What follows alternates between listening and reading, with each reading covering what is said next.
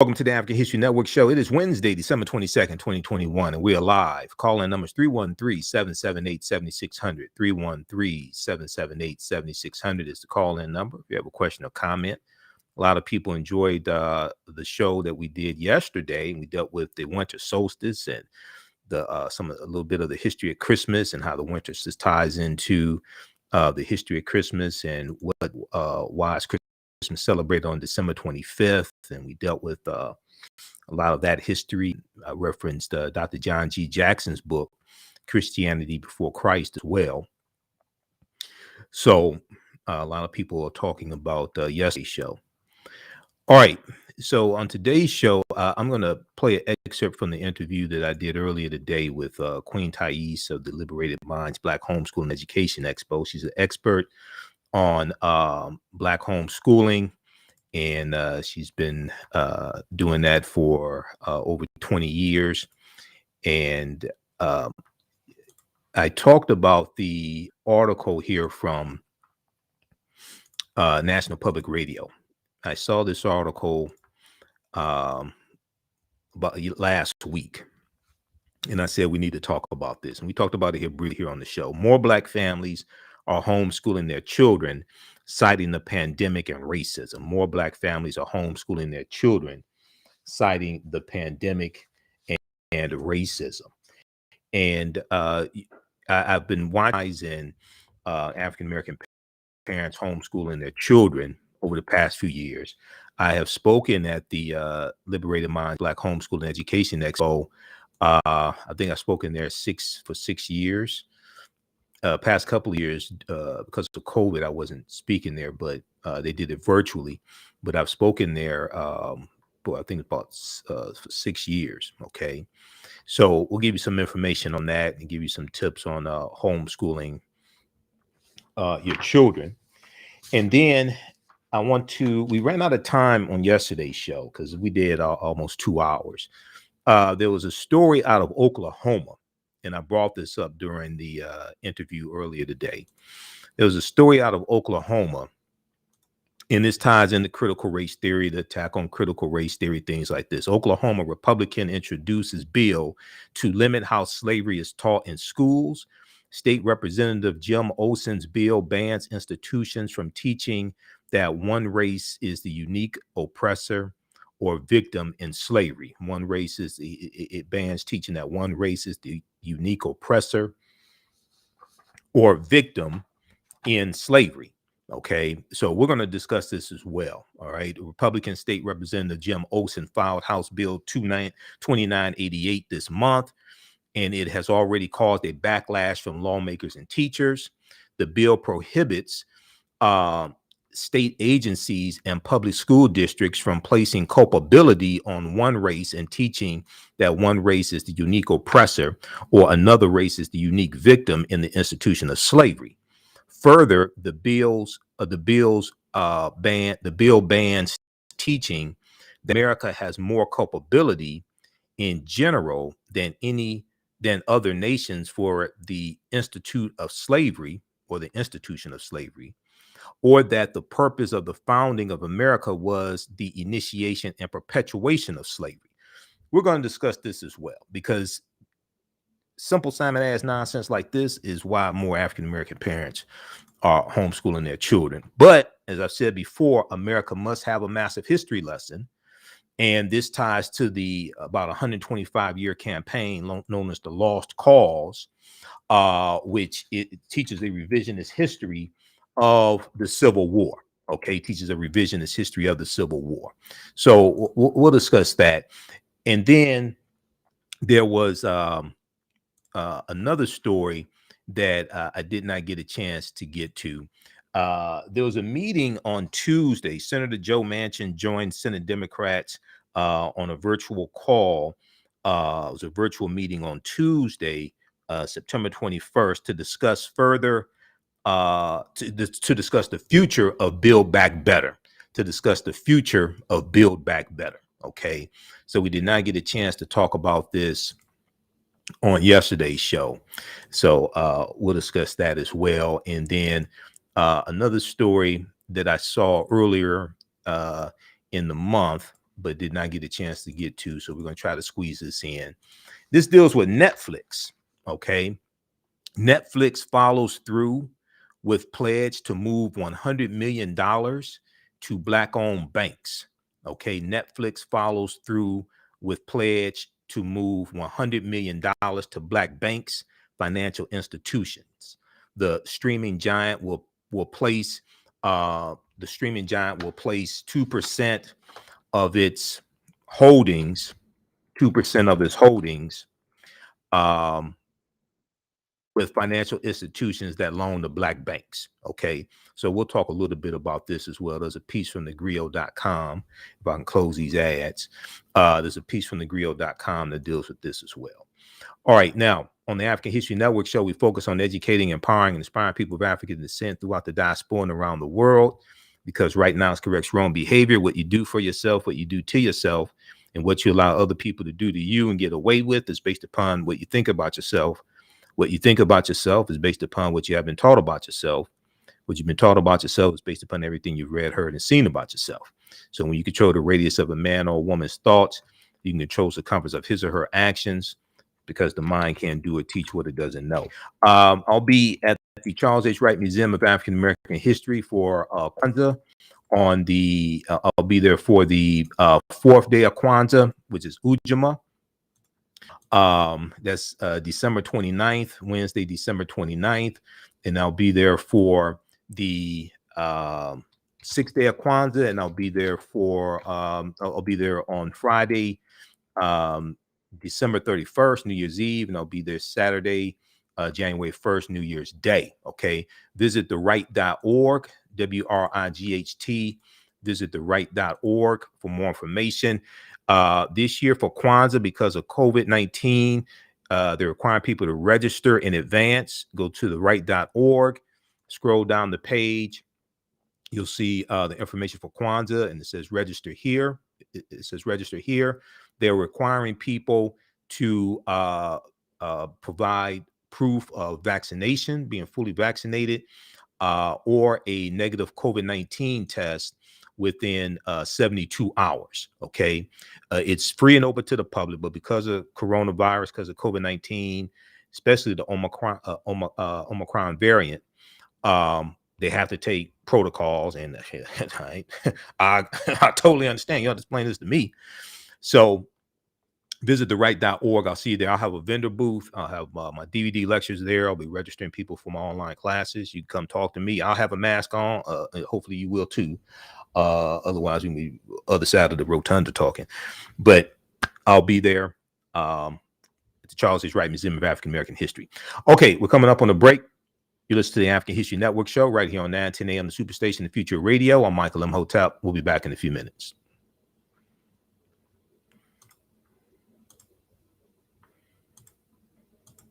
All right, stand by, everybody. Back from break in 4 minutes. Share this broadcast on your social media platforms. Invite your friends to tune in. Stand by. How's everybody doing?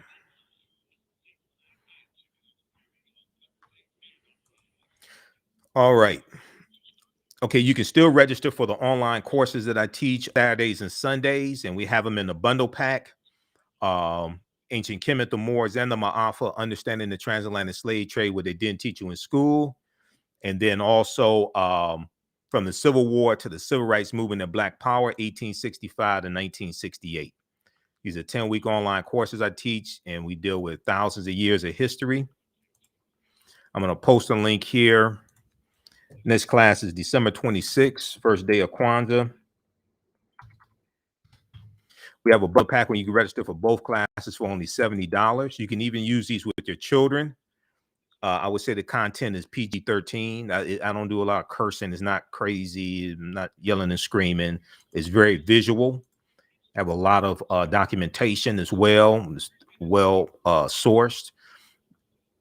There's a number of books that I use. You don't have to buy any of the books to follow along in class. But we have a bundle pack. You register for both classes for only $70. Now we do the sessions live. All the sessions are archived and recorded, so you can go back and watch it anytime.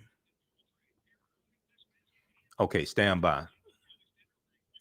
Back from break in 2 minutes.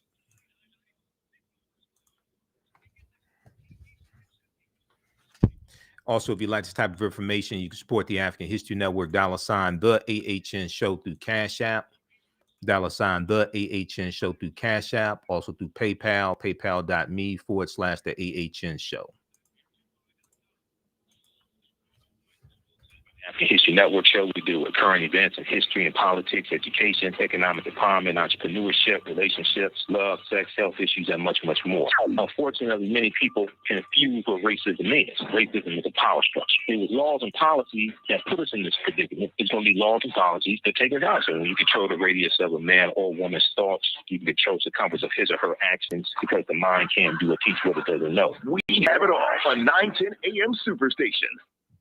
Welcome back to the African History Network show right here on 910 AM, the Superstation, the Future Radio. I'm your host, Brother Michael Imhotep. It is Wednesday, December 22nd, 2021, and we are live. Today is the birthday of one Bernadette Stanis. Bernadette Stanis is an international superstar, international beauty.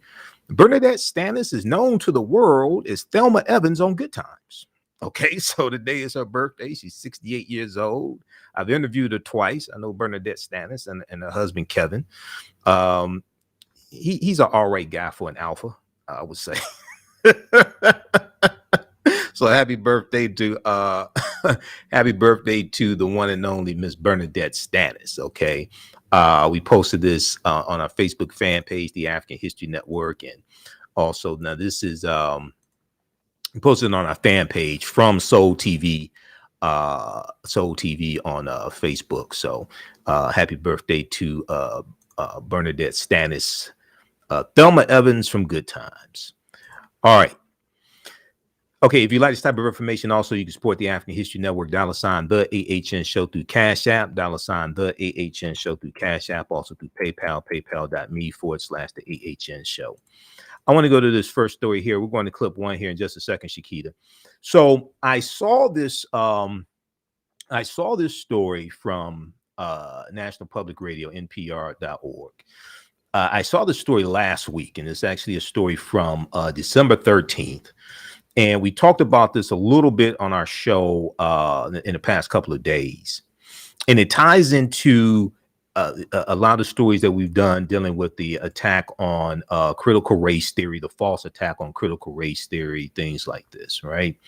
So, and when I saw this story, I emailed it to Queen Thais and I said, hey, I want to interview you about this. And she said, I know some of the people that they're talking about in the story, okay, who are African-American homeschoolers. So more Black families are homeschooling their children, citing the pandemic, coronavirus pandemic, and racism, but also you have African-American parents, because of the threats on schools after the Oxford, Michigan high school shooting. Okay, because of that, you have more African-American parents thinking about homeschooling their children as well. Now, this is from December 13th, 2021. Now this is Yolanda Chandler, who homeschools her children, Madison and Matthew. And Yolanda Chandler co-founded Black Homeschoolers of Birmingham, Alabama, and has seen the organization grow since the pandemic began. But very quickly here, one of the things they talk about is how it's a common perception that white evangelical families are the most likely to homeschool their children, but a growing number of Black families have started have started teaching their kids at home, especially during the pandemic. Okay, so I want to go to we're going to go to clip number one here, Shakita, and here is a excerpt of the interview from earlier today. Let's go to clip number one. What's everybody doing today? Hotep. Hey, this is Michael Imhotep, founder of the African History Network, host of the African History Network show. It is Wednesday, December 22nd, 2021, and I'm here with Queen Thais of the Liberated Minds Black Homeschooling Education Expo. Hotep, Queen Thais, how you doing today, sister? Great. Hotep to you. Great to see you once again.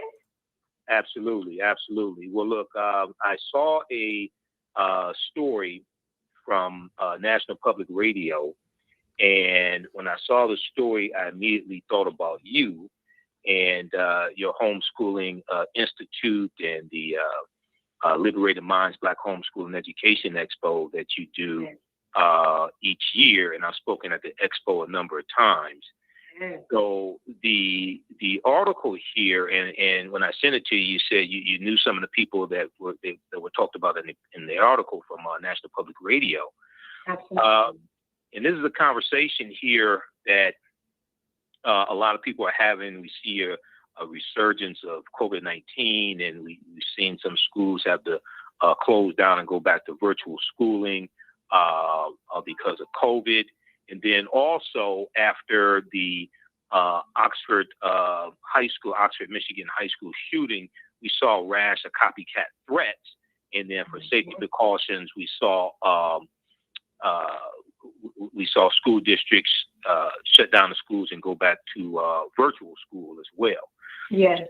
So let people know briefly who you are also that may not be familiar with Queen Thais. Absolutely. I am, first of all, I'm a mother of 7 beautiful, divine children. I've been homeschooling for 25 years, and working with our babies and our families is really my passion. So, I have, of course, founded the Liberated Minds Black Homeschooling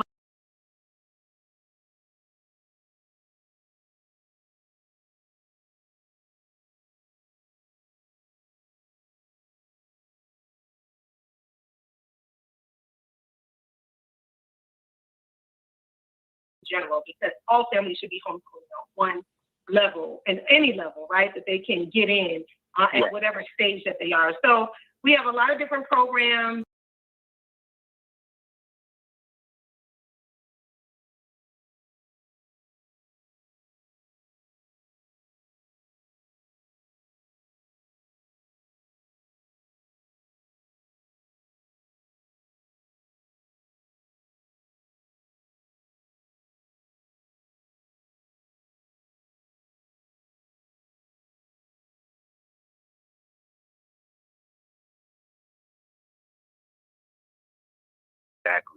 Exactly. Now, and I'm going to pull up your website here also so people can check it out. That's liberatedmindsexpo.com, right? For the main site is the liberatedmindsinstitute.com. That's our main website. And from that website, you can get to all of the other websites, the things that we do. There's a host of free webinars on there, so we're always giving resources and support. We have our Homeschool Success Supercharge. We have Managing Their Devices. Okay. We have African Holistic Health. So you'll see that as you scroll down a little bit. Okay, so we're at Liberated Minds Institute.com. LiberatedMindsInstitute.com. They have the Liberated Minds Homeschool. That's our homeschool university. We just launched that. Okay. Yeah, we launched that in September. We have about 300 students on the campus from all over the world. It's a virtual platform. We have everything from our core curriculum, educational subjects, to financial literacy, cryptocurrency, African Hour Story, everything in addition to math, science, reading, writing. Just a great opportunity. And it's unique because you pay one price for a family membership. And it's around $147 and for the whole family, and you can take unlimited classes. They are live courses and instructors that really love our children and really care about their growth, their development, and I want to see our children thrive as well. So a lot of opportunities for parents as well as take courses on the campus, grandparents.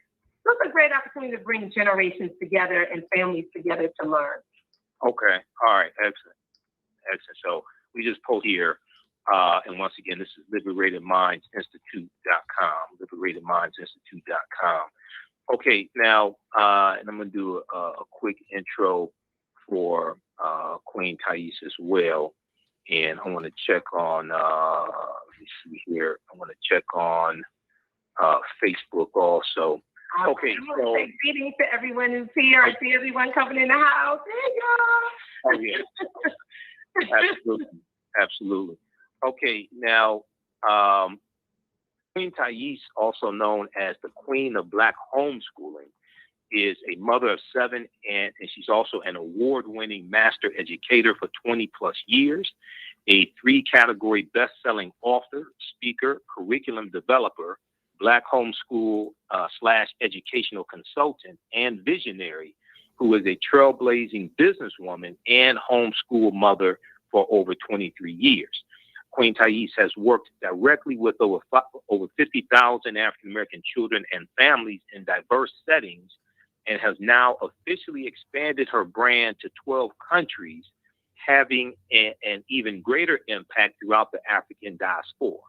She is the founder and CEO of the Liberated Minds Black Homeschool and Education Institute, which is well known for the Liberated Minds Black Homeschool and Education Expo, and also the Homeschool University that she just told you about as well.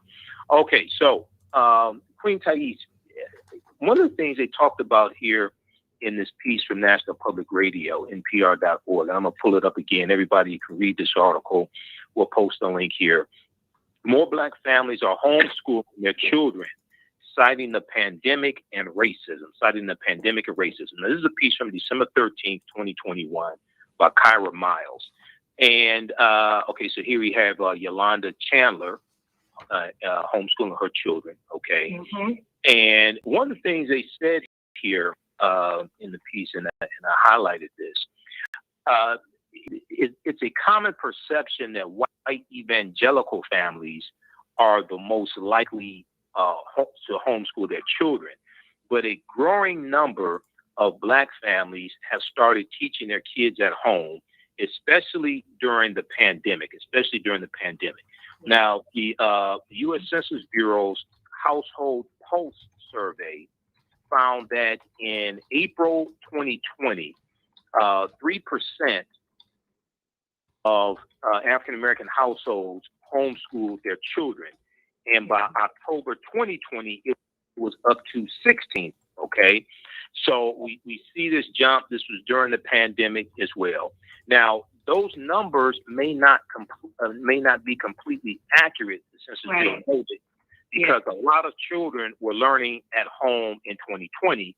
So partway through the survey period, the homeschooling question was expanded to clarify that homeschoolers did not include children enrolled in public or private schools. So when all right, we'll continue this on the other side of the break, and then we'll get to some of these other topics as well. This is an interview I did earlier today, and you can watch it in its entirety on our Facebook fan page, The African History Network, my YouTube channel, Michael Imhotep. It'll be an audio podcast format also tomorrow. We'll also talk about this story out of Oklahoma, where Oklahoma Republican in the state legislature, State Representative Jim Olson, introduces a bill to limit how slavery is taught in schools. And nonsense like that is why more African-American parents are homeschooling their children. You listen to the African History Network show. I'm Michael Imhotep. We'll be back in a few minutes.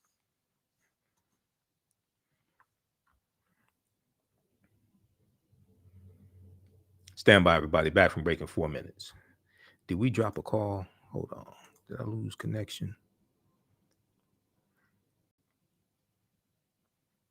All right, stand by, back from break in 4 minutes.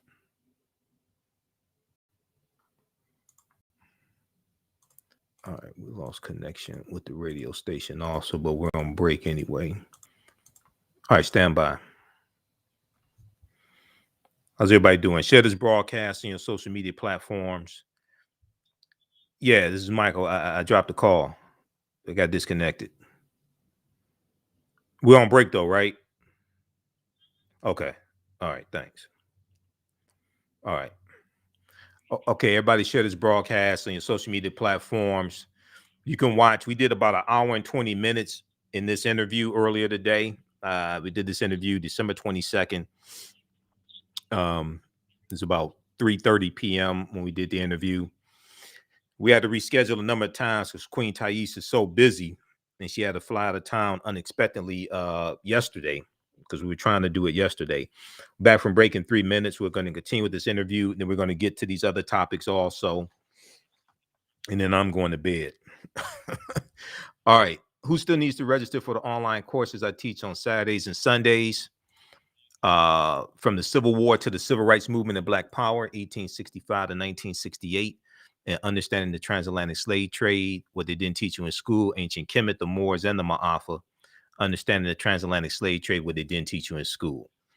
Okay, we deal with thousands of years of history and what leads up to the transatlantic slave trade taking place. And then in my class, from the Civil War to the Civil Rights Movement and Black Power, 1865 to 1968, we deal with history starting in 1803 with the Louisiana Purchase, and we deal with what leads up to the Civil War. We deal with the Civil War, Reconstruction, Jim Crow era, Great Migration,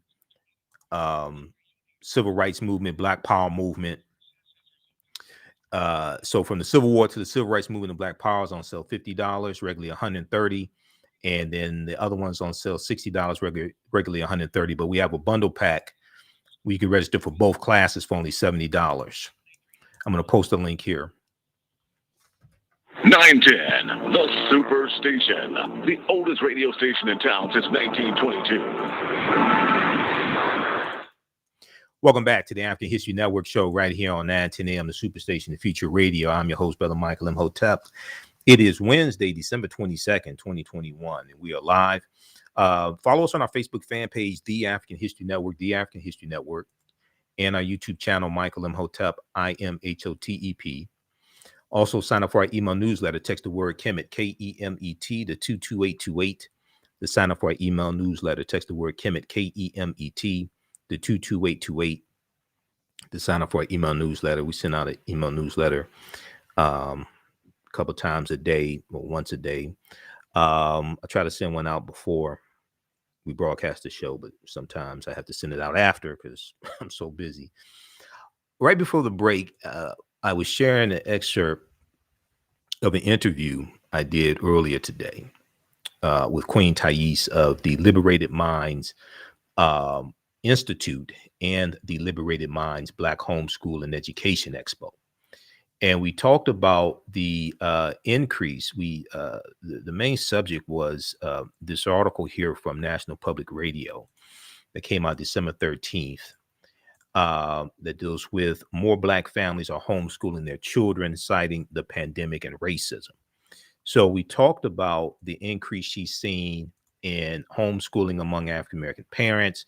We talked about her institute as well as the Liberated Minds Black Homeschool and Education Expo, okay, that takes place it used to be the third weekend in July in Atlanta, and I've been to it a number of times. I think I've been to 7 of them.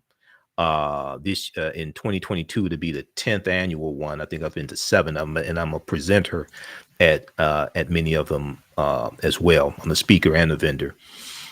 Visit our website, LiberatedMindsinstitute.com, LiberatedMindsInstitute.com, especially if you want more information on homeschooling African-American children from an African-centered perspective and how to do it and resources and help with doing that.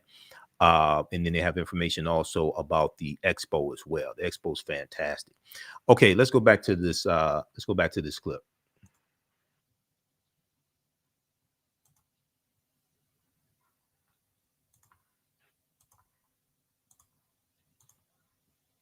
Looked at it. So homeschoolers did not include children enrolled in public or private school. Even so, the numbers signal a significant increase.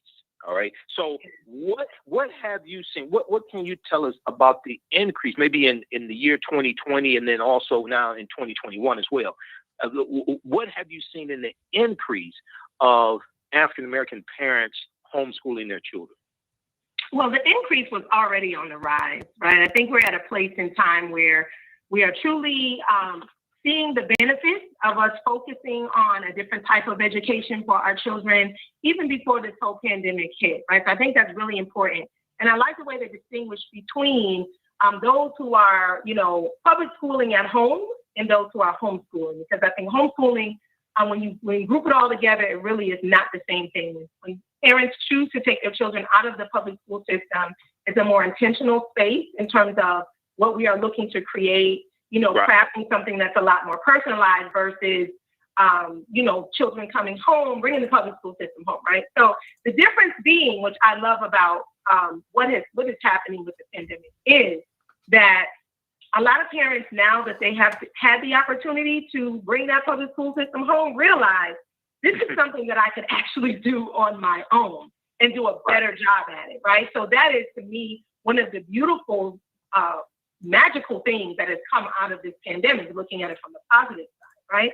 So in terms of numbers jumping, I can say Liberated Minds, our institute has grown over 800% in a year.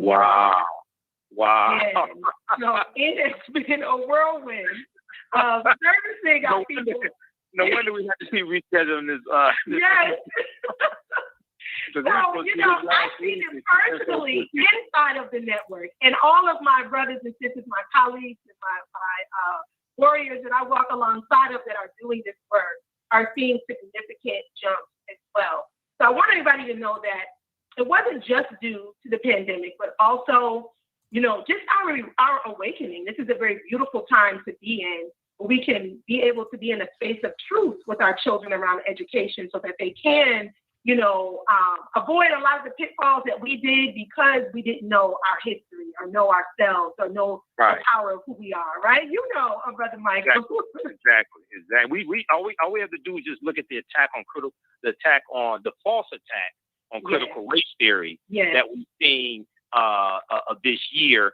And on my show last night, I talked very briefly, and I'll talk more about it today. There's a story out of Oklahoma, and we know Oklahoma is where Tulsa is, and the Tulsa Race Massacre.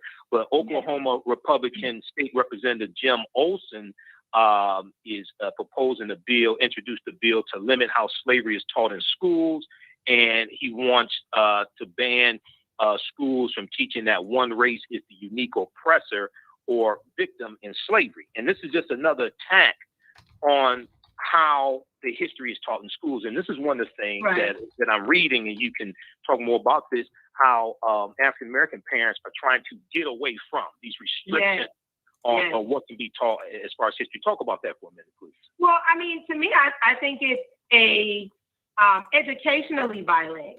We talk about the things that our young people are taught in school that are totally erroneous, that totally do not align with who we are and our experience. And so when we talk about education, as it's supposed to be, it should be about truth. But truth always comes from a different perspective, right? So someone else's truth could be very different than ours. However, it is what it is.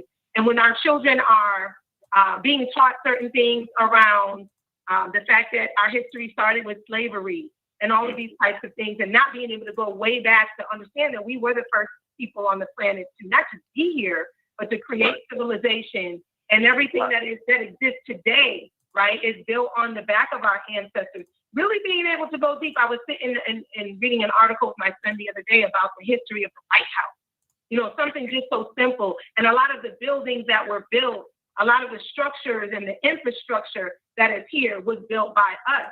So it's very important to know that, this is a time right now, if we're looking to really evolve into our trueness and our greatness and to be able to do that in the world, not just talk about it, right? The intergenerational wealth.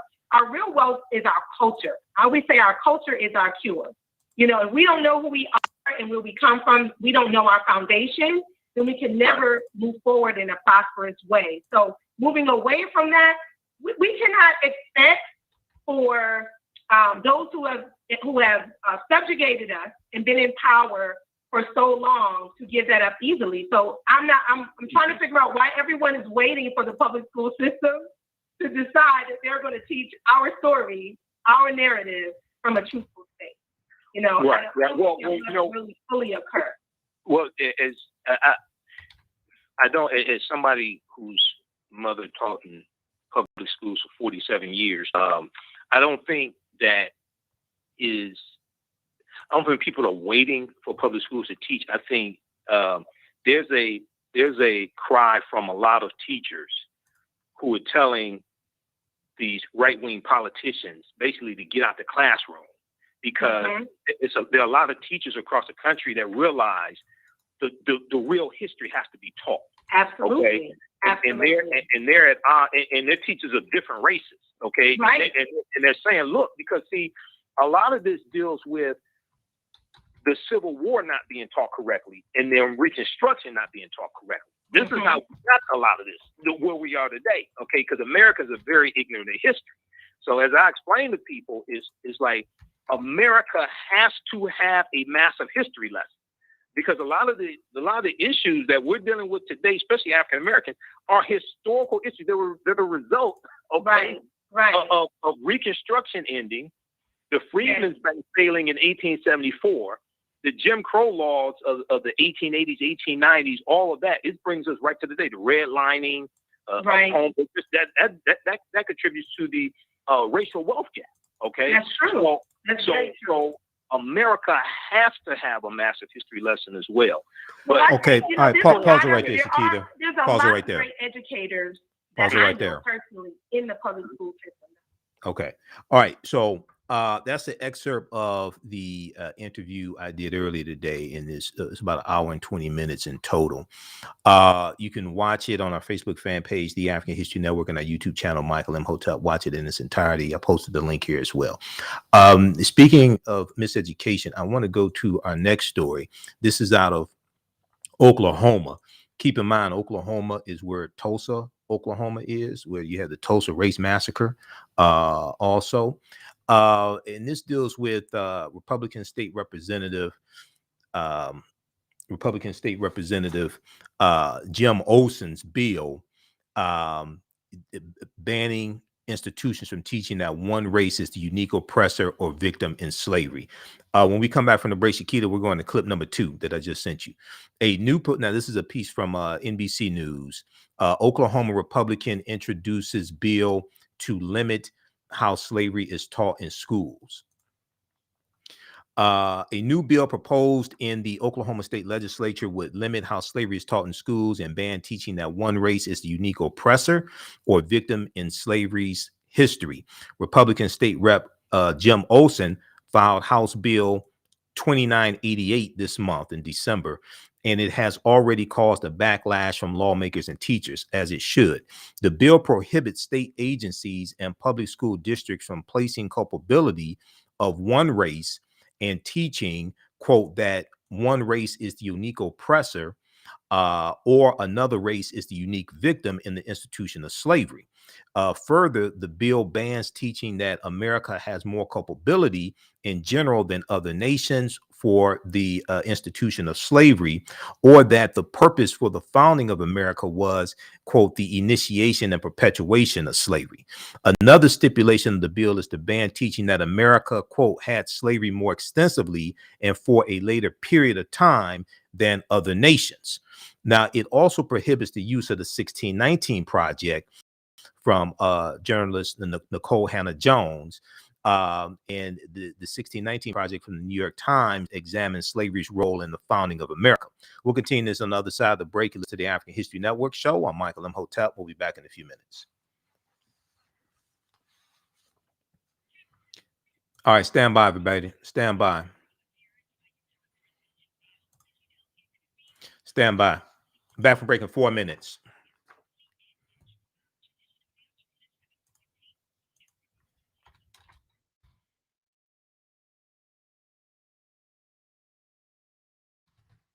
How's everybody doing? Share this broadcast on your social media platforms.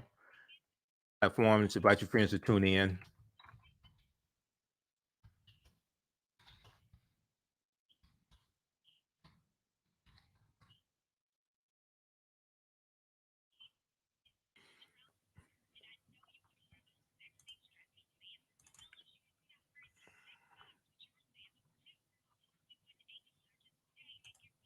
Okay.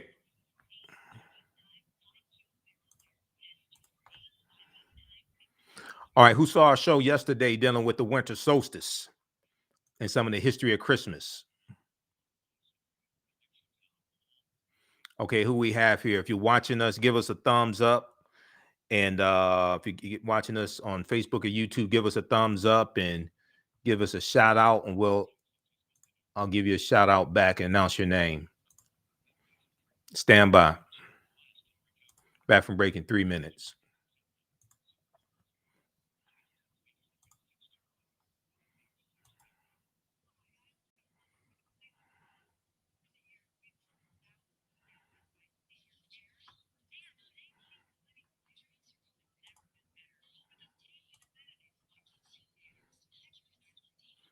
Back from breaking 2 minutes. Stand by.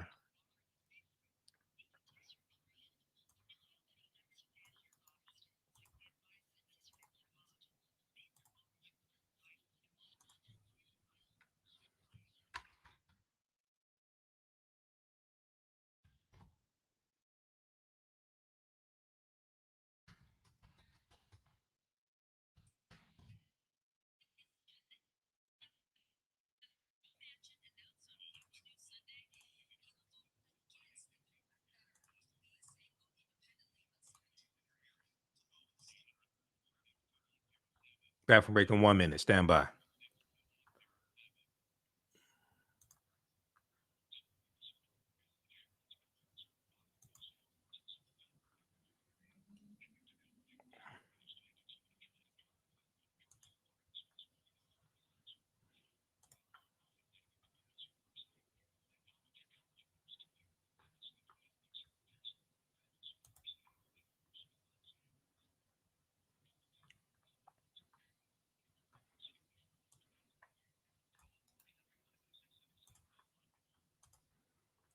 Welcome back to the African History Network show right here on 910 a.m. the Superstation, the Future Radio. I'm your host, Brother Michael Imhotep. It is Wednesday, December 22nd, 2021, and we are live. All right, I want to remind you, I will be at the Charles H. Wright Museum of African American History for the Kwanzaa celebration. Now, I will be there for I'll be there 3 days. I'll be there Wednesday, December 29th for the 4th day of Kwanzaa. I'll be there Friday, December 31st. For the 6th day, and Saturday, December 27th for the 7th day, December 31st and January 1st, New Year's Day. Okay. So the Kwanzaa celebration, 7 p.m. to 7 was scheduled, looks like 7 p.m. to 8:30 p.m. The African Marketplace, which is where I will be in the Rotunda, opens at 4:30 for people to shop. And I'll have my vendor booth there, my vendor table. I have my DVD lectures. I will also be registering people for the online courses that I teach as well. Okay, so come check us out. It's free and open to the public. Visit theright.org for more information. You have to register in advance, and they're requiring people to provide a proof of vaccination or a COVID-19 test, negative COVID-19 test within 72 hours. So visit theright.org for more information, and they have their information there. Okay. WRIGHT, theright.org. Scroll down the page. It says register to attend Kwanzaa at the Right. Click there and follow the instructions. Okay. They're doing Kwanzaa all 7 days at the Charles H. Wright Museum of African American History. Okay. Right before the break, we were talking about this story out of Oklahoma. Okay. Once again, out of Oklahoma.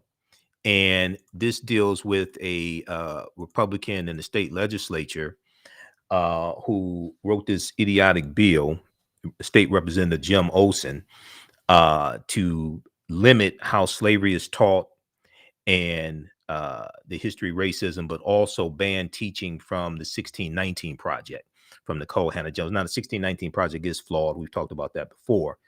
But, however, I mean, to say that you want to ban teaching from it is ridiculous. This bill number 2988, also prohibits the use of the 1619 Project, a long form journalism endeavor by the New York Times that examines slavery's role in the founding of America. Journalist Nicole Hannah Jones, Pulitzer Prize winning journalist Nicole Hannah Jones, who led the 1619 Project, called the bill from State Representative Jim Olson and others like it, quote, anti-history memory laws that are opposed to truth. She said this on Twitter. Now, public schools that fail to comply would see the State Department of Education withhold up to 5% of their monthly state funding under the bill. If the entity complied after a violation, funding would be restored. Similarly, state-supported 2-year and 4-year higher education institutions that fail to comply could have 10% of their state funding withheld. If the bill passes, the bill would take effect November 1st, 2022. I want to go to this clip here from NBC News that talks about this story. Let's go to clip 2, Shakita.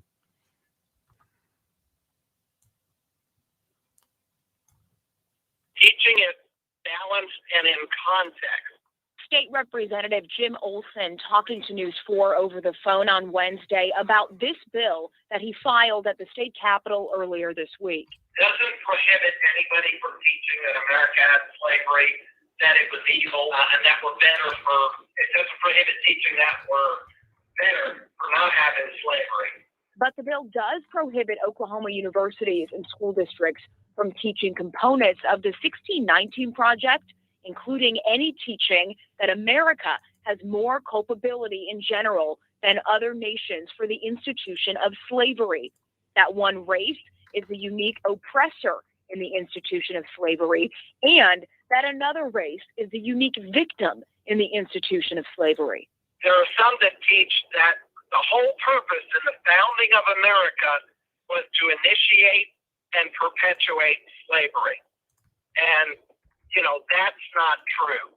But some educators speaking out against the bill, like OU's chapter of the American Association of University Professors, writing on Twitter, "This is very disturbing," going on to say, "We have no intention of lying to our students or bowing to this assault on truth and academic freedom." I specifically put in the text of the bill that they can teach we had slavery, that it was bad. So, no, they would not be required to lie. Democrats at the Capitol, like Representative Forrest Bennett, calling the bill embarrassing and a waste of time. I desperately wish that our legislature would do more with the immense power that we have to help people. This doesn't help people. It does nothing to further the conversation about race. And I think it's an important one to have. But it also distracts from so many of the other issues that are facing Oklahoma today. Okay, so that is from NBC News. So check that out. Check out the article here from NBC News as well. That clip is in the article. Oklahoma Republican introduces bill to limit how slavery is taught in schools.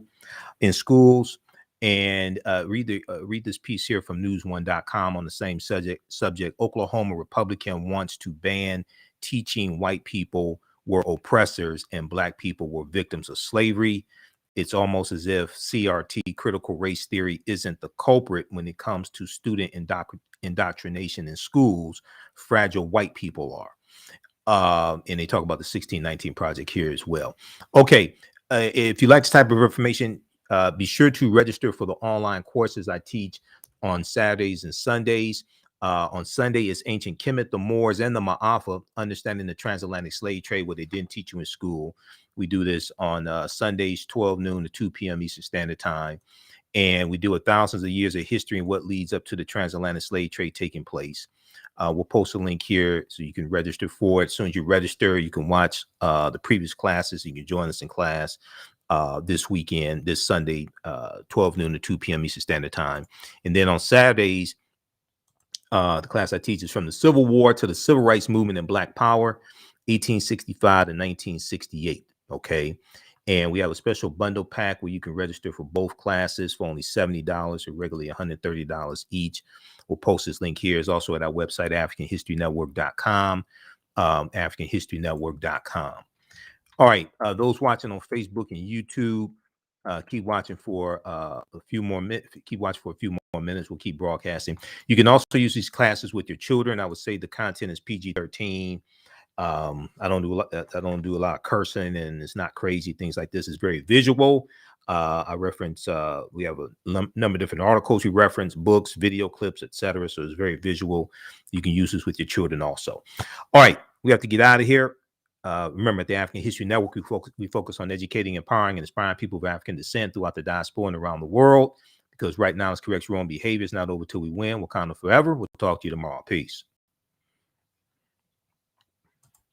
All right, stand by, everybody. Stand by. Okay, we're going to continue. I want to squeeze in. Okay, Netflix. We'll talk about Netflix for a couple minutes. We'll probably talk about it more on Thursday's show. I won't be on Roland Martin Unfiltered on Friday because they're not broadcasting on Friday because it's Christmas Eve. So I won't be on Roland Martin Unfiltered on Friday. African American business owners, post the name of your business here on the thread of the broadcast. email us at TheAHNShow@gmail.com, TheAHNShow@gmail.com, or AHNShow@gmail.com.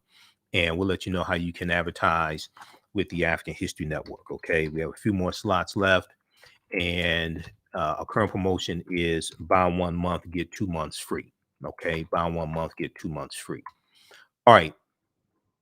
So I want to go to this next story here. And African American business owners, post name your business here on the thread of the broadcast as well. Okay, I want to go to this next story here. And this deals with Joe Manchin and Build Back Better. All right, so we've been talking about this some here on the show. We didn't get a chance to do an update on yesterday's show at all because we were so busy, and I dealt a lot with the winter solstice and some history. Okay, this piece right here from NBC News. Let me pull this up here. There was a virtual meeting among many Senate Democrats on Tuesday dealing with moving forward on Build Back Better. They haven't given up on it. They'll probably break it up into multiple bills. And Representative Premier Jayapal, who's the chair of the House Progressive Caucus, is moving forward on this also. So let me pull this up here.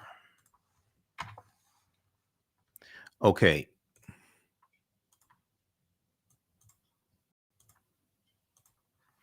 So this one right here. Manchin joins Senate Democrats to discuss future of Build Back Better. Senate Majority Leader Chuck Schumer told colleagues to expect votes next month, January, on the safety net package and a rules change to pass voting rights legislation. The first bill they're going to take up is voting rights. And Chuck Schumer said if they can't get the voting rights bill passed, then they're going to have to change some of the rules regarding the filibuster, okay, to get the voting rights bill passed. As I've said before, we have to keep the pressure up. We can't go into a turkey coma and take pressure off of getting the voting rights bill passed. Okay, we have to keep the pressure up. Now, this and I need to cue this clip up here as well because we're only on 9:10 a.m. WFDF for 1 hour. So after that, then I gotta do everything. I have to do Shakita's job and mine. Okay, so we'll cue that up. So we look at this piece here, and I knew that Joe Manchin was balking on the full bill. He's been signaling that as well. If you follow politics, you know that he had he wanted everything in the bill to be funded for 10 years to see the full cost of it, and just extending the child tax credit for a year is not going to do it. He wants that funded for 10 years. So if we look at this here, okay, we got it right here. So Senator Joe Manchin of West Virginia, one of the poorest states in the union. Okay. And just to give you a little background information on West Virginia,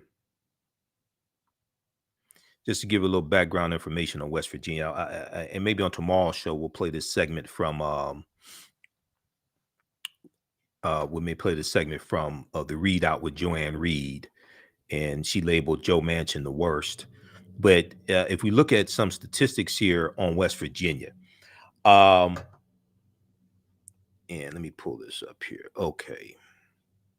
So, and she also talked about how, and there's other information out there as well that deals with how Build Back Better will help people in West Virginia, including people who don't know what's in the bill.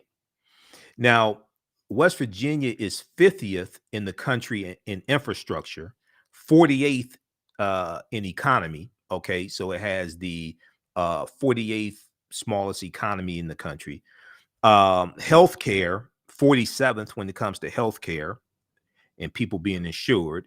Education, 45th in the country in education. West Virginia is a very, very poor state. Okay.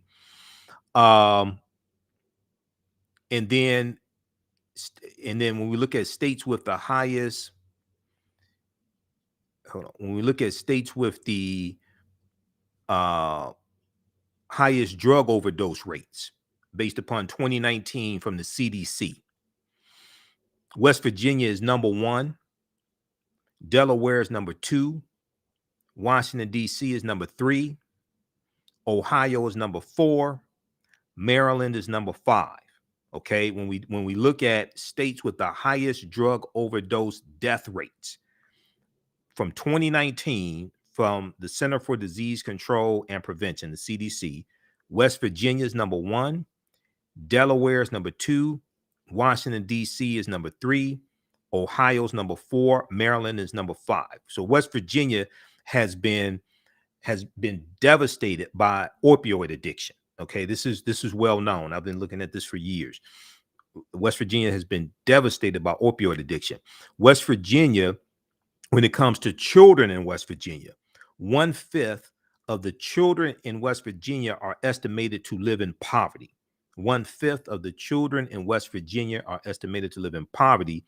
93% of the children in West Virginia are eligible for the child tax credit. Okay.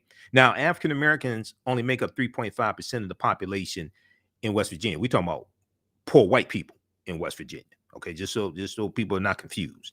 Just so people, are not confused. And the other senator from West Virginia is Shelley Moore Capito, who is a Republican, because West Virginia is a very red state. Donald Trump won West Virginia in 2016 and 2020 by about 40 points. West Virginia is a very, very red state. Now, the White House fact sheet on Build Back Better and West Virginia, how Build Back Better would help West Virginia.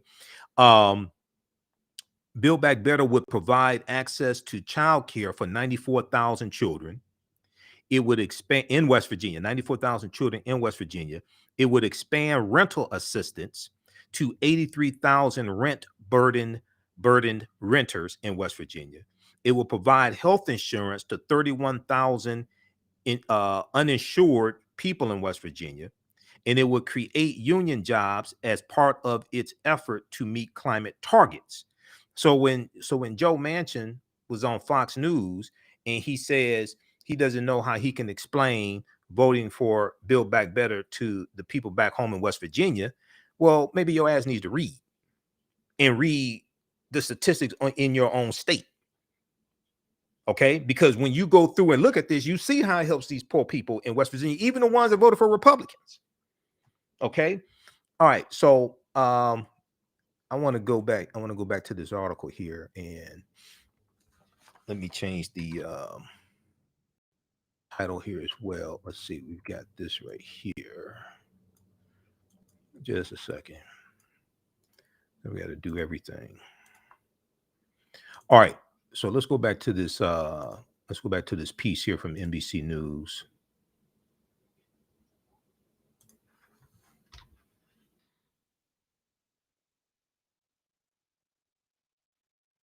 All right, we've got this here.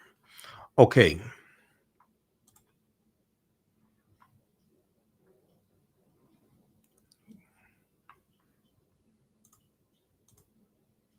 Where is it? Okay, let's go back to the article. All right, right here.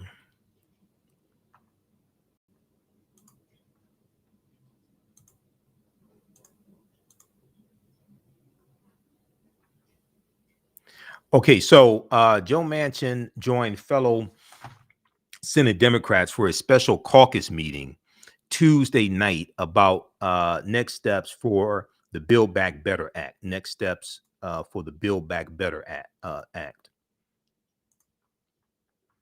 Just 2 days after he said he could not support Joe Biden's signature legislation.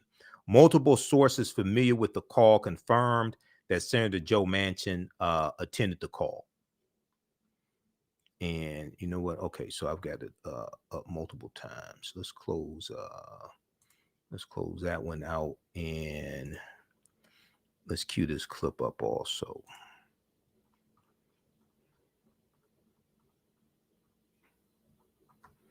All right, this clip right here. Just a second here. right, let's cue that clip up. All right, now, the meeting, which took place virtually, comes at a precarious moment for President Joe Biden. Now, Senator Joe Manchin's declaration on Sunday on Fox News that he could not vote for the House-passed version of the bill threw its prospects into doubt and left the White House scrambling to salvage the $2 trillion package. Quote, I know we are all frustrated at this outcome. However, we are not giving up on BBB, Build Back Better, period. We won't stop working on it until we pass a bill, Senate Majority Leader, Democrat from New York, Senator Chuck Schumer, said in the meeting, according to a Democratic source who added that the call lasted more than 90 minutes.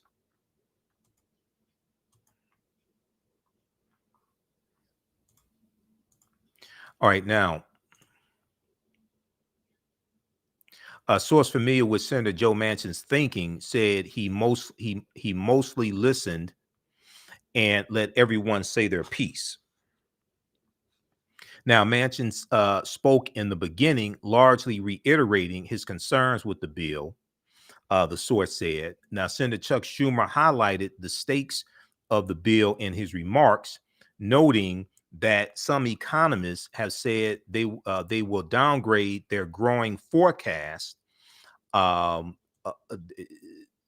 some economists said they will downgrade their growth forecast if the legislation does not pass, the Democratic source said.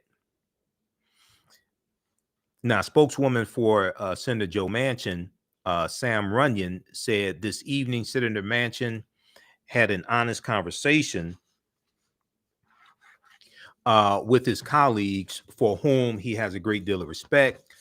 Now, Schumer said on the call that the Senate would vote on a revised version of the Build Back Better Act and a potential rules change if Republicans do not drop the filibuster. If Republicans do not drop the filibuster early in the new year, January. Both endeavors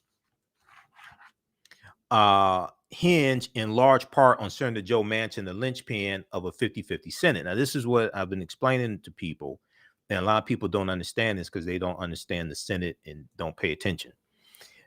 A 50-50 slim majority in the Senate is not the same as a decisive 60-40 majority in the Senate, because most bills you have to have 60 votes. If you're passing something through the budget reconciliation process, you need 51 votes, but it means you need all the Republicans, and then Vice President Kamala Harris would be the top. You need all the Democrats, and then Vice President Kamala Harris would be the tie-breaking vote for 51. So it is what it is. So people can complain all they want. Joe Manchin this, Joe Manchin that. It is what it is. You fight with the Senate you have, not the Senate you wish you had. It is what it is. You need 50 votes in the Senate, period. So changing the filibuster rules would allow a vote on sweeping legislation to expand access to the ballot box and safeguard against election subversion. The legislation is a high priority for President Joe Biden, and we talked about this on last week's show.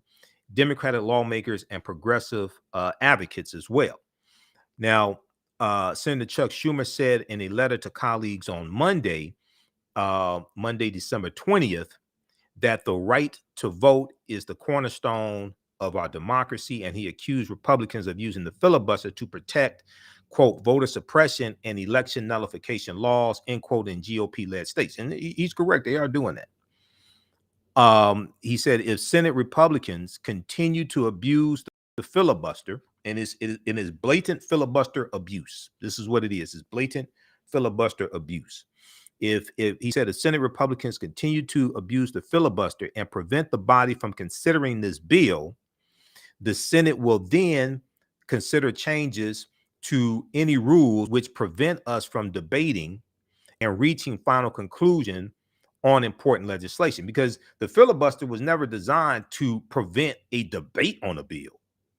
This is blatant filibuster abuse that's taking place. This is blatant filibuster abuse that's taking place.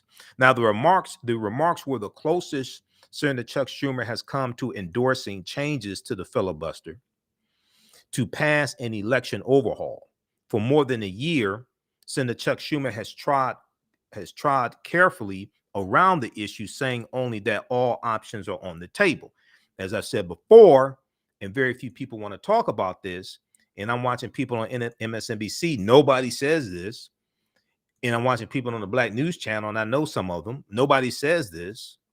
Okay, I was watching Amisha Cross today. I know Amisha. She was guest hosting for on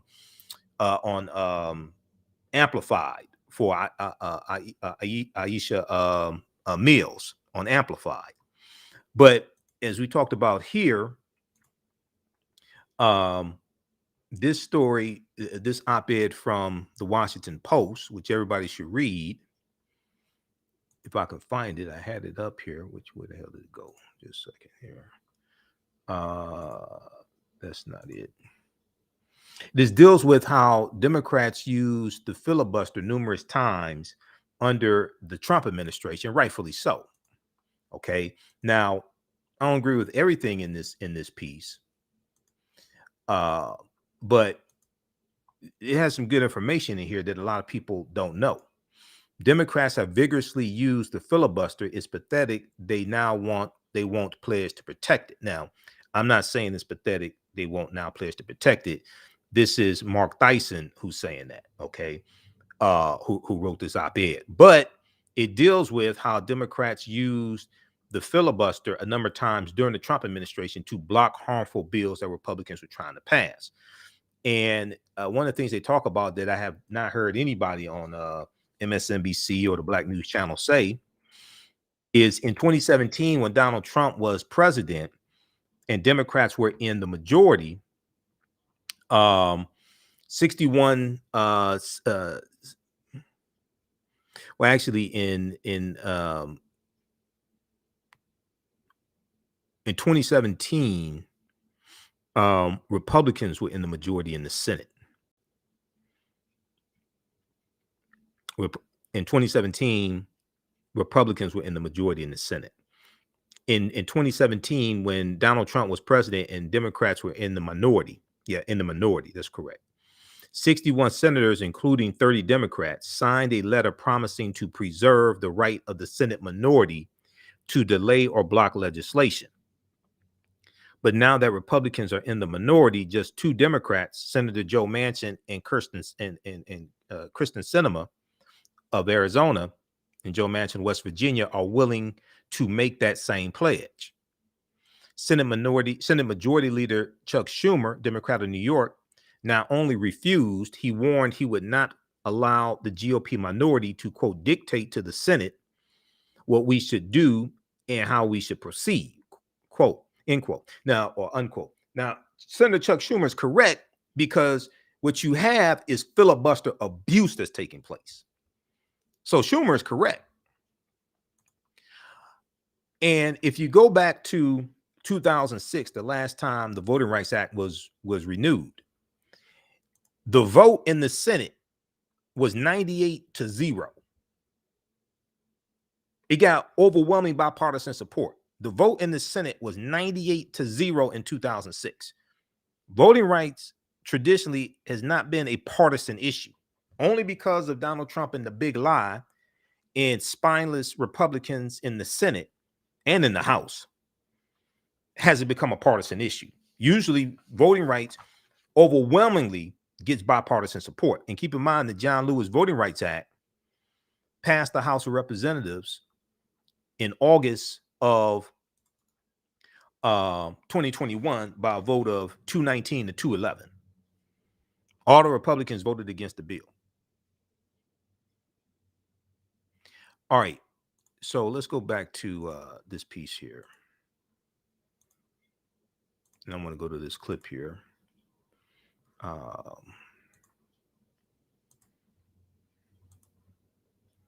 Just a second here. I'm on.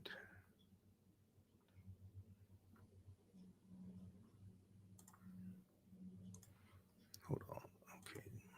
Let's pause that.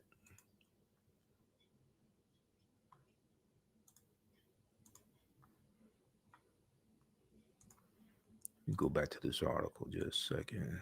Okay. So Senate Democrats have a majority of votes to pass the Freedom to Vote Act and the John Lewis Voting Rights Advancement Act. But Republicans are using the filibuster to prevent both bills from advancing. Piercing the filibuster, however, will require 50 votes, which Democrats do not currently have. 50 votes to actually pierce the filibuster.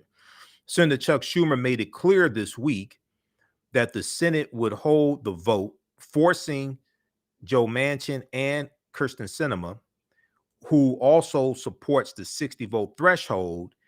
It would force them to make their positions known on the floor. Now, as I said before, there needs to be economic pressure put on these corporations that came out in July of 2021, and 150 of them signed on to a letter supporting the John Lewis Voting Rights Act, but they've gone silent since then. They've gotten laryngitis. I guess all 150 of them went out of business, and nobody told me. Okay, pressure needs to be put on these corporations, because you can't let them off the hook. They said the right thing when the spotlight was on them. Now they're silent. More than 150 companies back update to Voting Rights Act. Major businesses like Pepsi, Macy's, IKEA, and Nestle signed on to a letter supporting the John Lewis Voting Rights Advancement Act. Now, this is July 14th, 2021, but they've gone silent. I guess they all filed bankruptcy or something, and it just disappeared, and we didn't know about it. Pepsi, Amazon. Okay, Jeff Bezos went to outer space. I guess he lost his memory when he went to outer space.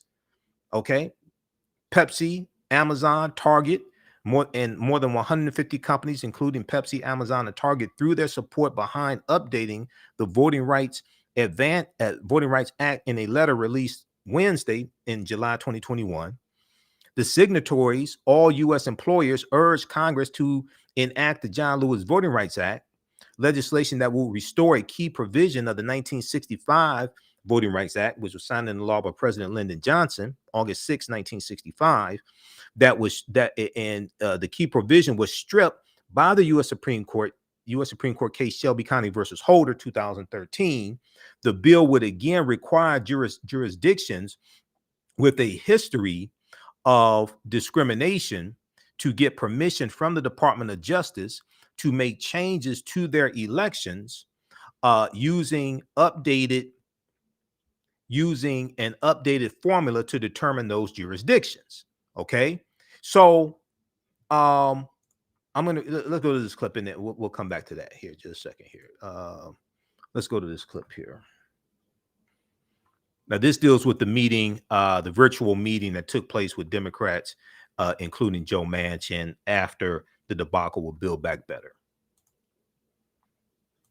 Social spending plan may still have a chance. Just days after publicly withdrawing his support for the bill, Biden's $2 trillion social spending plan may still have a chance. Just days after publicly withdrawing his support for the Build Back Better bill, Senator Joe Manchin joined his fellow Senate Democrats on a call last night. NBC News senior national political reporter Sahil Kapoor joins us now live from Capitol Hill. Sahil, tell us a little bit about that call if you can. I mean, do you know what they said or even how Senator Manchin reacted? Morgan, it lasted a little over an hour and a half. The fact that Joe Manchin was on the call, which we've confirmed based on multiple sources who were present, is significant because it shows that he is still willing to talk to his colleagues. The spokesperson for Manchin called it an honest conversation and said it was with colleagues for whom he has a great deal of respect. So there is still a glimmer of hope that they can piece this bill back together in a way that Joe Manchin can ultimately support. It will require major compromises, major concessions, but they did not quite get to that granular level of policy detail, according to two sources on the call. And Sahil, I mean, what is Senate Majority Leader Chuck Schumer really saying about the chances of passing the president's social spending plan? Because he seemed pretty bullish on it, just a few weeks ago, and the tables have sort of turned. Well, he's saying it's too important to give up on, that the Senate will keep working and revising it until they get a version that can pass and land on President Biden's desk. Essentially, he's not giving up. And he's pointing out that several economists, including Moody's Analytics and Goldman Sachs, have downgraded GDP forecasts for the United States after Senator Manchin came out against the bill on the suggestion that it might not pass. So he's trying to pile on the pressure from every angle possible, arguing that this bill is a good bill and it should pass in some form. Okay, so good reporting from NBC News and MSNBC. Okay, I want to go back to the article here dealing with the companies that signed on to this letter who now have amnesia. And we need to remind them. And this is something, you know, when I'm on Roland Martin Unfiltered and they interview Melanie Campbell, Black Women's Roundtable, things like this, because I'm listening to, I love all the civil rights leaders, but I'm listening to them and none of them are talking about putting economic pressure on these corporations. And I'm like, okay, so why the hell am I the only one saying this? I don't understand this.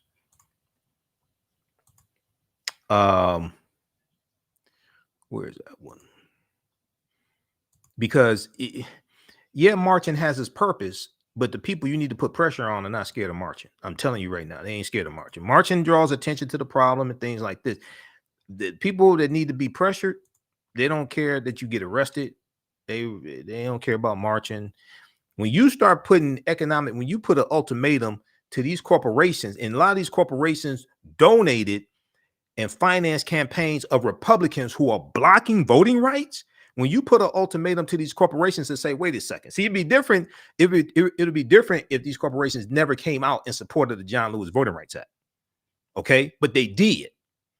So we need to hold them accountable because we spend billions of dollars each year with these corporations. So it's like, okay, look, either you stop financing these Republicans that are blocking voting rights for everybody. They ain't just blocking voting rights for African Americans, blocking voting rights for everybody, or suppressing, so I should say, suppressing voting rights, okay, for everybody, passing these voter restriction bills like in Georgia, wanting to be able to take over county boards and overturn re-elections, the state be able to take over county boards and overturn re-elections, things like this. Either you stop financing these domestic terrorists and tell them to vote for these voting rights bills, or we're going to withdraw economic support from you. Either you withdraw economic support from these Republicans that you've been financing and tell them to vote for voting rights and stop blocking the bill, like they voted for it in 2006.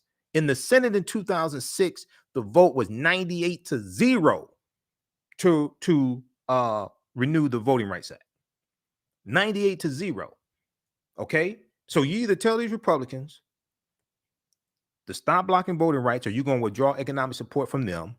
Otherwise, we're going to withdraw economic support from you. Because it doesn't make sense to keep financing our own dehumanization. Okay, that doesn't make sense. So we have this this article here. Now,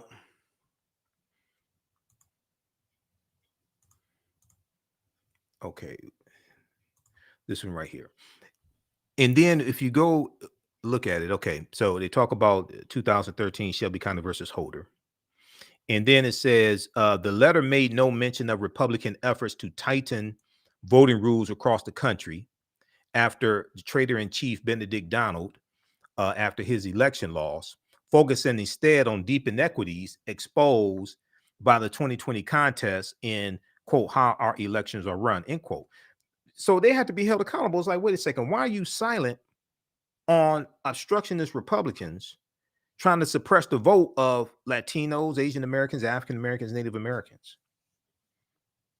If you support the John Lewis Voting Rights Act, you need to be vocal on this. Okay, so read the rest of this. Because when you start putting pressure on these corporations, like it was heat on them a few months ago, and they were putting out these statements and things like this, then you can get this stuff passed. And then also pressure has to be put on the corporations that finance Christian cinema and Joe Manchin. Because I'm telling you right now, just marching ain't gonna do it.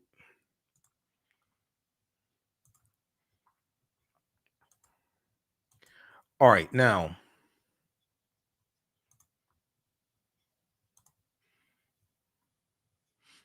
Okay, so we got this one here. Now, this one is from December 21st. Manchin joins Senate Democrats to discuss future of Build Back Better bill. So read that also from NBC News. Now,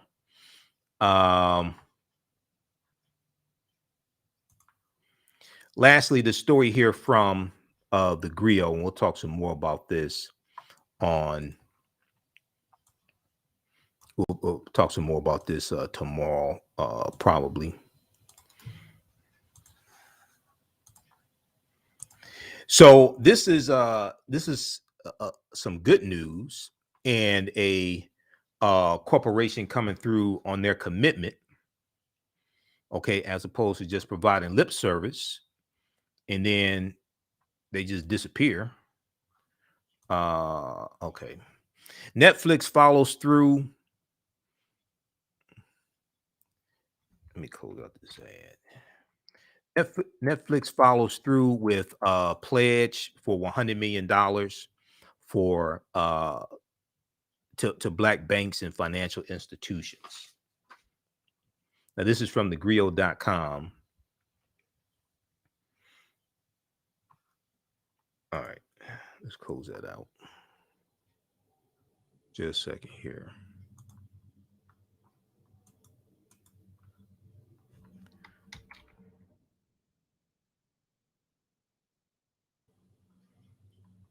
Okay. This is from the Griot, but I'm going to pull this up from another source because I can't deal with all these ads. Hold on. They keep popping up, and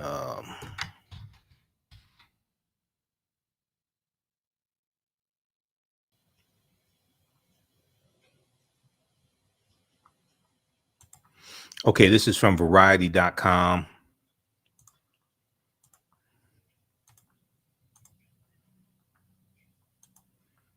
Griot has an article on it also, but they had too many ads. Netflix invests $100 million in Black-led banks to help narrow racial wealth gap. Now this is from December 1st, 2021.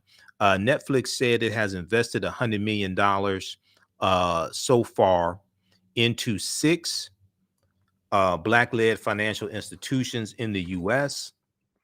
as part of the company's pledge to allocate 2% of cash holdings into banks serving Black communities, Okay. And this is something that's very important because now this goes to something that one of my teachers, Dr. Claude Anderson, has been talking about for years: renegotiating our relationship with corporate America and getting a bigger return on our investment, leveraging the dollars that we spend with corporations to get a bigger return on our investment and get investment into our banking institutions, get investment into our communities, etc. Okay. And this is an example of this. Now, in June 2020, amid racial equality protests, Netflix announced plans to invest capital in Black banks to help address racial wealth inequality. As of September 30th, 2021, the company reported $7.5 billion. As of September 30th, 2021, the company reported $7.5 billion in cash and equivalents on its balance sheet. So 2% of that would be $150 million. Because the streaming streaming company pegged its commitment to 2% of cash reserves, the investment is anticipated to grow over time. At the end of 2021, Netflix plans to top up the funding and put more cash into the financial institutions. Aaron Mitchell, who's HR director at Netflix Animation Studios, and treasurer Shannon Alwyn wrote in a blog post on Wednesday back early December. They said more capital moving into these institutions means more home and small business loans, resulting in more opportunities for Black communities. Okay, and this is true. This is something big, and this is something that we need to go through these various corporations that we spend billions of dollars with and get a bigger return investment. Also, we need to push for more contracts for African American owned businesses and contracts with African American owned advertising agencies. Get that from those businesses because they're taking money we spend with them and largely spending it with white contractors and white advertising agencies. Now, the Netflix execs wrote that that to help close the wealth gap, we need more companies to join this movement to help close the racial wealth gap. We need more companies to help join this movement. Okay. Hold on. All right. Now,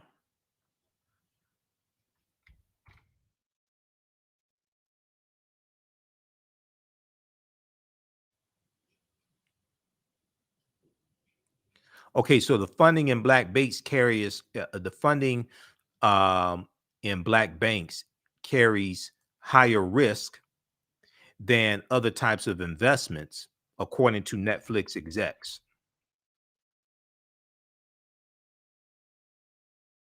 In quote, in contrast, uh, Netflix's normally conservative investment policy, many of these Black-led financial institutions come with more risk. So we had to make exceptions to how things are traditionally done to make this investment work. Okay. The funding in Black banks carries higher risk than other types of investments, according to Netflix execs. Quote, in contrast to Netflix's normally conservative investment policy, many of these Black-led financial institutions come with more risk, so we had to make exceptions to how things are traditionally done to make this investment work, end quote. Now, Alwyn wrote in a blog post last year, it goes on to say, quote, however, every company manages their cash differently and has a different appetite for risk. The key is for each company to determine what level of risk they're willing to take on, end quote.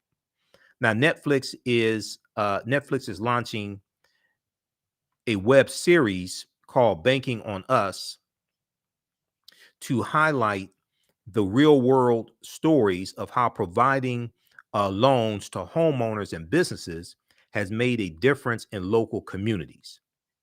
The first episode, Investing in the Black Community, premiered December 1st on YouTube. Episode 2 on business ownership premiered December 8th. And episode 3 on home ownership premiered December 15th, 2021. Separately, last year, 2020, Netflix co-CEO Reed Hastings and his wife, Patty Quillen, announced $120 million in grants to Spelman College, Morehouse College, and the United Negro College Fund in support of scholarships. Netflix's 2% cash holdings pledge of $100 million has been allocated as follows. $10 million was deposited with Hope Credit Union in the form of a transformational deposit to fuel economic opportunity in underserved communities in Alabama, Arkansas, Louisiana, Mississippi, and Tennessee. $25 million was invested as seed funding to establish the Black Economic Fund, the Black Economic Development Fund, managed by the Local Initiatives Support Corporation, LISC, Local Initiative Support Corporation. The fund invests in Black-led banks, anchor institutions, businesses, and real estate developers. It reached its $250 million goal this year after capital investments from 11 public and private companies, including PayPal, Costco, Square, and McKinsey and Company.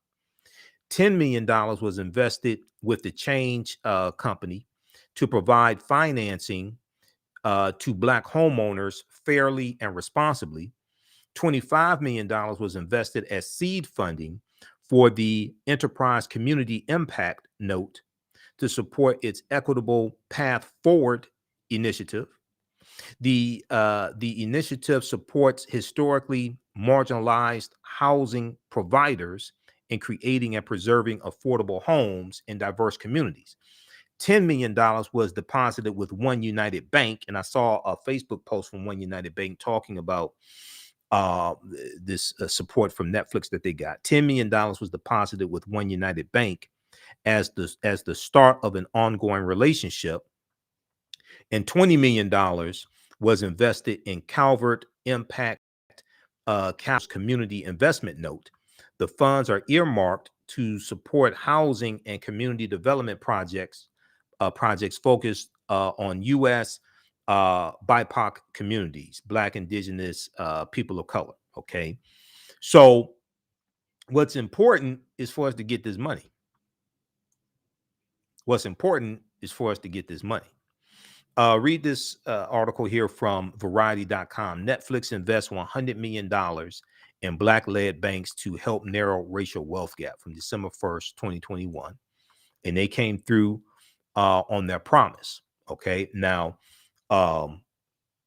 these corporations that came out and supported the John Lewis Voting Rights Act, they've gone silent. So we need to hold them accountable and put some pressure on them.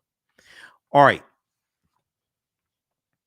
Okay, everybody, if you like this type of information, you like this broadcast, give us a thumbs up or a like or heart or whatever it is on Facebook, Stars, and YouTube. If you like this type of information, you can support the African History Network. $, the AHN Show through Cash App. $, the AHN Show through Cash App. Also through PayPal, paypal.me/the AHN Show. PayPal.me/the AHN Show. Okay, we're here 6 days a week. This helps us keep doing the research, stay on the air, keep broadcasting, buy some new equipment as well. This is our official Cash App account. $, the AHN Show through Cash App. Let me pull this up. When you go to it, it'll say Michael and show my picture there. If you want me to do a presentation for your group or organization, email me at theahnshow@gmail.com, theahnshow@gmail.com, or at ahnshow@africanhistorynetwork.com. If you want me to do a presentation for a group or organization, Kwanzaa's coming up, Dr. King Day, African American History Month, Women's History Month, Juneteenth, etc. Okay. So you can email me. We can set that up, but we can do it in person or virtually, in state, out of state. We can make that happen. Be sure to register for the online classes I teach on Saturdays and Sundays. Ancient Kemet, the Moors, and the Ma'afa, understanding the transatlantic slave trade, what they didn't teach you in school, and from the Civil War to the Civil Rights Movement and Black Power, 1865 to 1968. We do the sessions live. They're all archived and recorded also. After we do the live session, you can join us in class live or watch the archive session. We have a bundle pack right now. You can register for both classes for only $70, regularly $130 for both classes. Okay, so we'll post this link here. As soon as you register, you can start watching the content, and you can join us in class this weekend. This Sunday, December 26th, we'll do Understanding the Transatlantic Slave Trade, what they didn't teach you in school. All right, African American business owners, post the name of your business here on the thread of the broadcast. Also, email us at theahnshow@gmail.com, or email us at AHNshow@AfricanHistoryNetwork.com. We'll let you know how you can advertise with the African History Network. Earn promotion, buy 1 month, get 2 months free. We have a few slots left.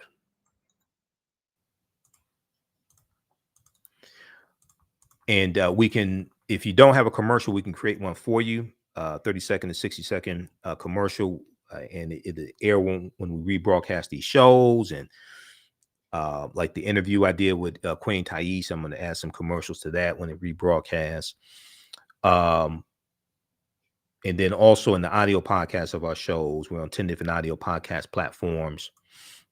the audio podcast of our shows, it will air in the audio podcast of the shows as well. We're on iHeartRadio, Castbox, FM Player, TuneIn, Blog Talk Radio.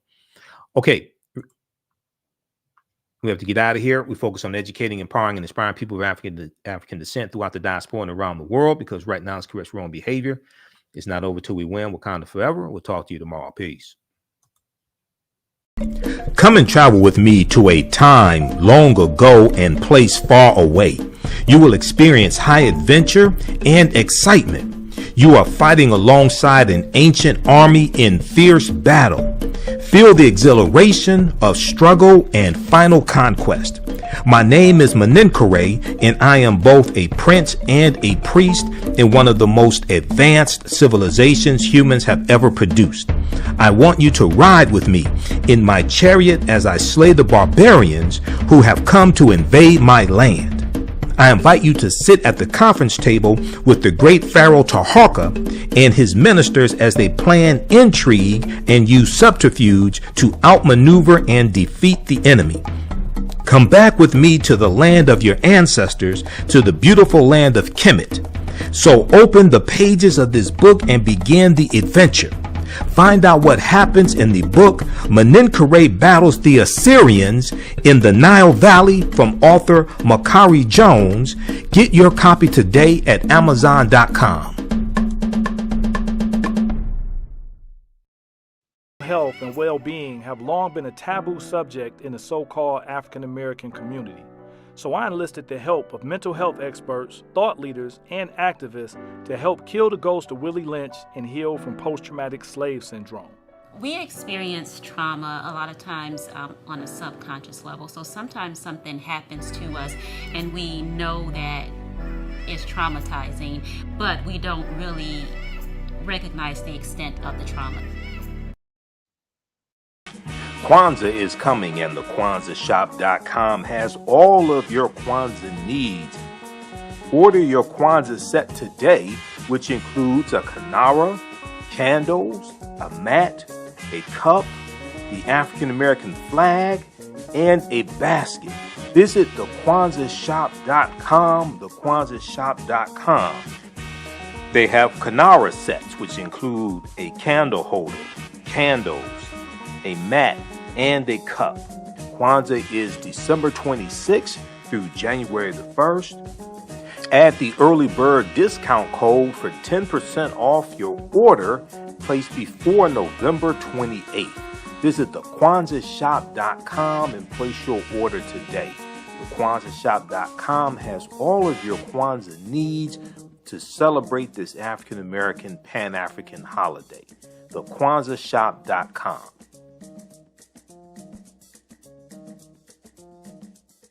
Black on Purpose Television Network. Yes, Black on Purpose Television Network. All black, all positive, all the time. The largest black-owned streaming television network in the world. Bringing our people together worldwide. Controlling our messages, our stories, our way. Black TV the way it should be. Black music, Black history, and more. 30 plus channels, thousands of shows. Black on Purpose Television Network. Subscribe now. Soul in Motion, celebrating 38 years in the arts. This energetic ensemble of dancers and drummers was started by percussionist Michael Friend and is led by choreographer Associate Director Pam Lassiter. Based in the Washington, D.C. area, Soul in Motion is now accepting bookings for Black History Month, Juneteenth, and summer festivals in 2022. Soul in Motion is also available for more intimate events like naming ceremonies and weddings. To find out more or to book your date, call 240-452-1349 or send an email to info@soulinmotion.org. Be sure to check us out on Facebook, Instagram, and YouTube. Soul in Motion, celebrating our history, our culture, our future. Soul in Motion, theater, African dance, and drumming since 1984.